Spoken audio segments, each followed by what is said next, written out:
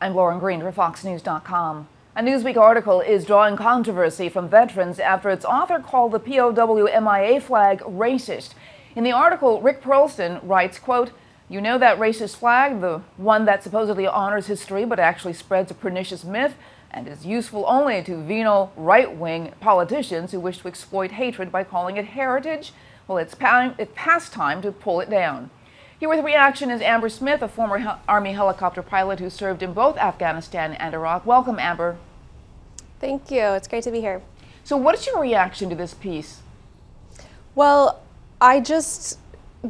this guy obviously has an issue with the Vietnam War and the politicians associated with it, but attacking the POW flag is not attacking Nixon, it's not attacking these Vietnam era politicians or even the Vietnam War itself. It is attacking the servicemen and women who have gone missing in action or are still missing, or whoever served as a prisoner of war, not to mention their families who used the flag as a way to honor and remember their family members that had to endure this type of thing because of the time while they were serving their country.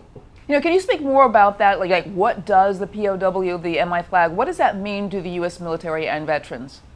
Yeah, for me, it is a way to honor and remember my fellow servicemen and women, people who selflessly stepped up to the plate to serve their country, made all sorts of sacrifices, long times away from their family and their children, and normal life here in America, to defend this nation and to basically give this guy, this author of this article, the right to go after the POW flag. It's a way to honor and remember and respect those people who have done so much for this country and paid a really high price for it. I mean, have you ever heard of this flag being called racist before this point?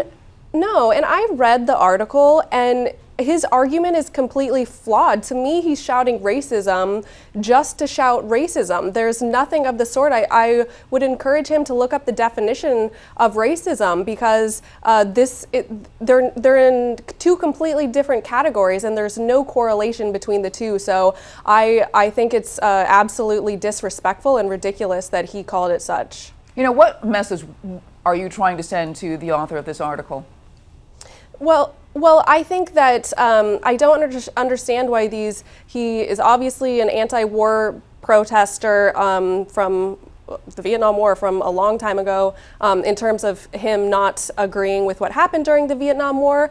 But what I don't understand is why he doesn't get that when you attack the service member who, like I mentioned, made all sorts of sacrifices in selfless service, attacking them, immediately you lose credibility because those are the people who are fighting for this country and giving us the freedoms that we get to enjoy every day. They're not the politicians making those decisions to send people places. All right, I want to thank you so much, Amber Smith, for being here on FoxNews.com.